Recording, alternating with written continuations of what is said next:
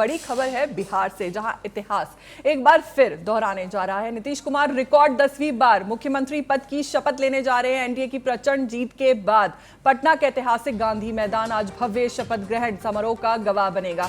सुबह 11:30 बजे यह समारोह शुरू होगा और इससे पहले प्रधानमंत्री नरेंद्र मोदी भी 11:15 बजे गांधी मैदान पहुंचेंगे। जैसा कि हमने आपको तस्वीरों में दिखाया था, योगी आदित्यनाथ भी गांधी मैदान के लिए निकल चुके थे।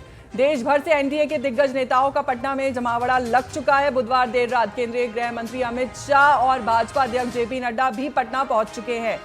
इसके अलावा कई केंद्रीय मंत्री और 11 राज्यों के मुख्यमंत्री भी इस समारोह में शामिल होंगे। बिहार आज एक बड़े राजनीतिक आयोजन का केंद्र बन गया है।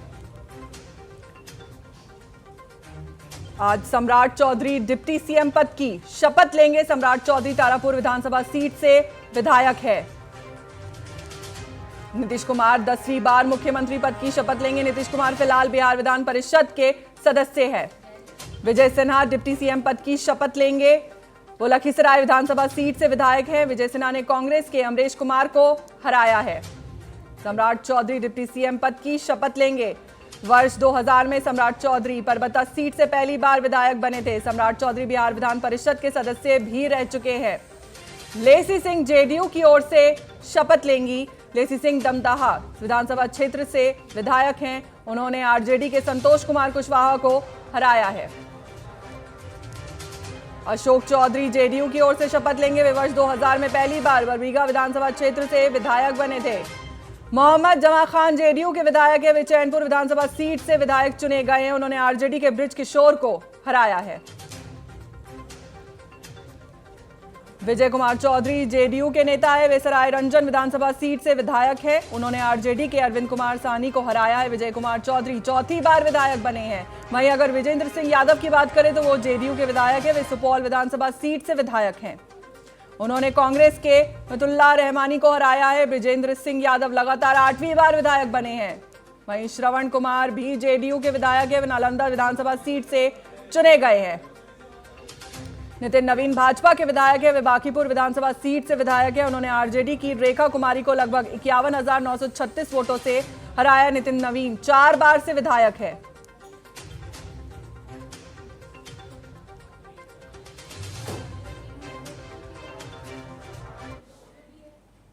अब सीधे रुक करेंगे हमारे संवाददाता अपराजिता और कंचन का, जो लगातार हमारे साथ जुड़ी हुई हैं। अपराजिता, मंत्रिमंडल के चेहरों को लेकर अभी भी संशय है। क्या आपको लगता है कि इस बार कैबिनेट में बड़े बदलाव होंगे या फिर पुराने चेहरों को ही दोहराया जाएगा? बिल्कुल फौजिया, जिस तरीके से आपने जितने के भी नाम बताए हैं वो सारे के सारे पुराने चेहरे हैं और उनके पास कोई ना कोई बिहार मंत्री का पद है। इसके अलावा आपने देखा कि बीजेपी के बारे में ये कहा जा रहा है कि कुछ ऐसे मंत्री के पद है जिसमें वो नए चेहरों पर दांव खेल सकते हैं, लेकिन वो नए चेहरों ने क्या प्रदर्शन किया उस पर भी डिपेंड करता है। तो कुल मिलाकर देखिए तो जेडीयू अपने वही पुराने जितने भी विधायक हैं, जितने भी मंत्री हैं, उन पर फिर से जो है भरोसा करती हुई नजर आ रही है और बीजेपी में भी वही पुराने चेहरों के नाम निकल करके सामने आ रहे हैं। लेकिन कुछ सीटें ऐसी हैं, कुछ पद ऐसे हैं जिसमें जो है बीजेपी अपने नए मंत्रिमंडल का विस्तार कर सकती है। इसके अलावा जिस तरीके का पहले भी आप देखेंगे कि जिस तरीके की राजनीति रही है बीजेपी की, उसमें एक ही बात निकल करके सामने आता है कि प्रदर्शन पर वो जो है भरोसा करती है और उपहार देती हुई नजर आती है। अब जैसे बार बार सम्राट चौधरी की यहाँ पर बात हो रही है, तो सम्राट चौधरी ने पग पग पर खुद को भरोसा किया है। 2014 से पहले वो आरजेडी में थे और जब वो आए बीजेपी के साथ तो आपने देखा कि लगातार उनका जो ग्राफ था वो बढ़ता रहा काम को लेकर के। 2013 अध्यक्ष भी बनाए गए। तो कुल मिलाकर सम्राट चौधरी ने जिस तरीके से लगातार काम किया उस पर जो है बीजेपी ने भरोसा भी दिखाया और आने वाले समय में सम्राट चौधरी को बीजेपी सीएम फेस के लिए तैयार कर रही है, ये कहना कहीं से भी गलत नहीं होगा। और जैसा मैं बार बार बोल रही हूँ कि जातीय समीकरण देखने को मिल रहा है, तो सम्राट चौधरी ओबीसी वर्ग से आते हैं और ओबीसी समुदाय एक बहुत बड़ी आबादी में आती है। तो कुल मिलाकर आप देखिए तो सम्राट चौधरी इसके जीते जागते एग्जाम्पल हैं। और आपने देखा होगा फौजिया की छत्तीसगढ़ के जो मंत्री थे विष्णुदेव साय, उनके बारे में भी अमित शाह ने कहा था कि अगर वो बेहतर प्रदर्शन करते हैं तो उनको बड़ा इनाम दिया जाएगा।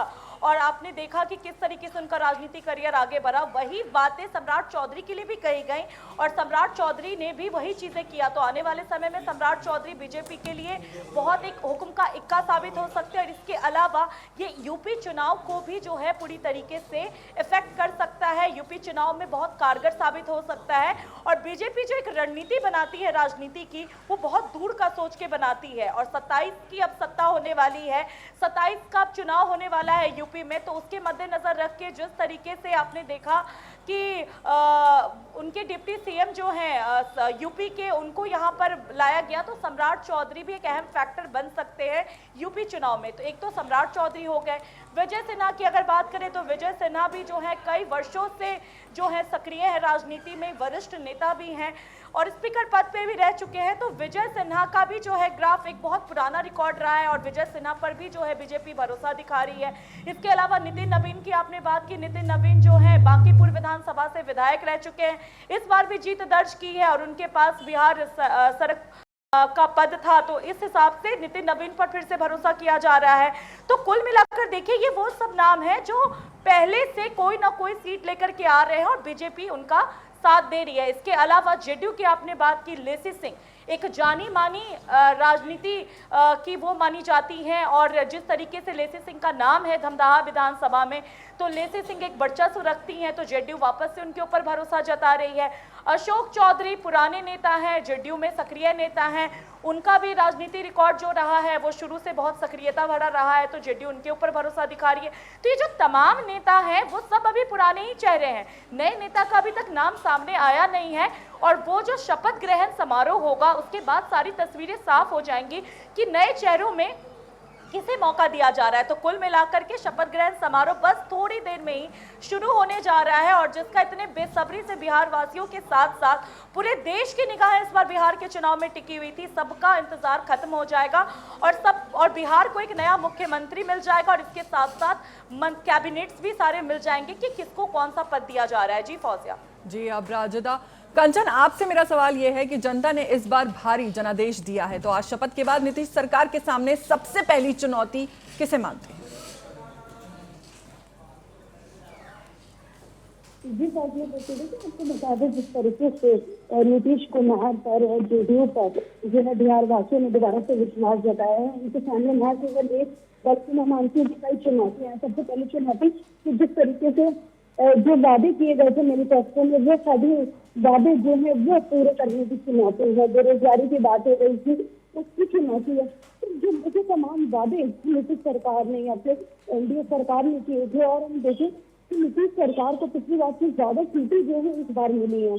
तो कहीं ना कहीं जो युवा थे, जो युवा निकल कर आए थे सामने, जो माना जा रहा था आज से 10% वोट परसेंटेज बढ़ा है, वो सीधा जो है जेडीयू के खाते में गया। तो कहीं ना कहीं नीतीश कुमार की लोकप्रियता प्लस उनके ऊपर जो जनता का इतना भारी विश्वास, उस विश्वास की कहीं ना कहीं नीतीश कुमार को गरिमा रखनी होगी। और तमाम जो वादे उनके सामने थे, माना जा रहा था पलायन का जो मुद्दा है कि एनडीए लगातार बोल रही थी हम 2 करोड़ जो है वो रोजगार देंगे, मुद्दा जो है वो बिल्कुल खत्म हो जाएगा, यहाँ से बाहर जाने की किसी को जरूरत नहीं होगी। हमने देखा तो कई सारी चीजें मिले जो है वो बंद है, उन्हें खोलने की बात हमेशा से होती रही है। तो ऐसे में नीतीश कुमार जो है, हालांकि पिछले 20 साल से न केवल पहली बार मुख्यमंत्री बन रहे हैं, 20 साल से मुख्यमंत्री बने हुए हैं वो, और आज फिर 10वीं बार लेंगे, लेकिन तमाम जो समस्याएं हैं बिहार के सामने 10 की 10 है। उन समस्याओं को खत्म करना माना जा रहा है नीतीश कुमार का हो सकता है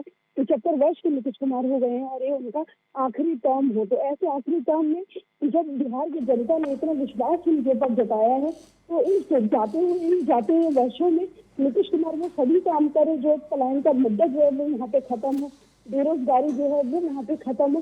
तो ये सारे जो है पटिया यहाँ पे मुद्दे हैं। और न केवल नीतीश कुमार बल्कि बात करें तो भाजपा वो कभी इतनी सीटें बिहार में नहीं आई है। तो इस बार जो सबसे ज्यादा सीटें लेने वाली पार्टी जो है वो भाजपा बनी है। तो ऐसे में भाजपा को जो तमाम वादे किए गए थे जनता से, और जो भाजपा ने और 7 मंत्री भाजपा के रहने वाले मंत्रिमंडल में, 7 जेडीयू के रहने वाले, तो कुछ मिलकर जो है ये प्रयास चलिए ठीक है करने होंगे कंचन, कि आपके जनता पास जो लौटूंगी। अपराजिता, एनडीए के भीतर सीट बंटवारे को लेकर जो 15-16-16 के फॉर्मूले की चर्चा है, क्या ये गठबंधन में बिना किसी खींचतान के लागू हो जाएगा?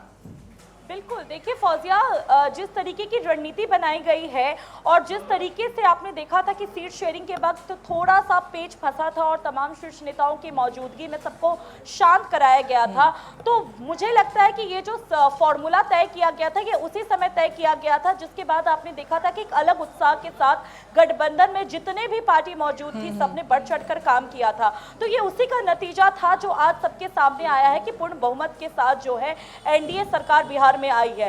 तो कहीं ना कहीं जिस तरीके के फॉर्मूले तैयार किए गए, रणनीति तैयार की गई, उसका हिस्सा होते हुए सबने उस पर सहमति जताई थी, तभी इसे एग्जीक्यूट किया गया है।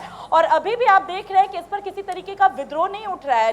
जितने भी नेताओं की मौजूदगी दिख रही है गांधी मैदान में, सबके चेहरे पे एक अलग खुशी है। मुझे ऐसा लगता है कि इस बार मंत्री पद से ज्यादा सबको इस बात की खुशी है कि हमने पूर्ण बहुमत से जो है जीत हासिल की। तो एक अलग तरीके का जश्न देखने को मिल रहा है सबके साथ। और उसके अलावा आपने देखा कि जितने भी पार्टी थे, उनके जो शीर्ष नेता थे जो उसका नेतृत्व कर रहे थे, सब में सहमति जताई है। हालांकि कुछ देर के लिए अभी ये बातें निकल करके आई थी कि स्पीकर पद को लेकर के जो जेडीयू और बीजेपी के बीच में खींचातानी देखने को मिल रही है। तो स्पीकर पद एक बहुत बड़ा पद होता है और कहते हैं वो जिसके खाते में भी जाता है पूरी की पूरी सत्ता उसकी ही होती है, क्योंकि कई ऐसे चीज होते हैं, बजट होते हैं, इसके अलावा कई बातें होते हैं, विपक्ष के होते हैं, सत्ता पक्ष के होते हैं, उसको सुनना काम स्पीकर का होता है और उसी हिसाब से वो उसे पारित करता है। तो जिसके तरफ जिसकी लाठी उसकी भैंस वाली बात होती है। तो स्पीकर पद यहाँ पर बहुत मायने रखता है, लेकिन जहाँ तक मुझे लगता है कि इस पर भी सामंजस्य बैठ गया होगा। प्रेम कुमार का नाम निकल करके सामने आ रहा है, तो खैर ये देखने वाली बात होगी कि स्पीकर पद की जिम्मेदारी किसको दी जाती है। और इसके अलावा जो 6 विधायक पर 1 मंत्री पद की बातें कही गई हैं, इस फॉर्मूले पर तो सबकी सहमति पूरी तरीके से देखने को मिल रही है, कोई खींचतान नजर नहीं आ रही है। और उस हिसाब से मुझे लगता है कि सब पार्टी ने अपने अपने उस हिसाब से, सीट के हिसाब से अपने कैबिनेट का विस्तार कर लिया होगा कि किसको कौन सा पद दिया जाना चाहिए। तो फिलहाल इस मामले में तो पेच फंसता हुआ नजर नहीं आ रहा है फौजिया, सब कुछ स्मूथली चल रहा है और ये देखने वाली बात होगी कि किसको कौन सा पद दिया जाना चाहिए।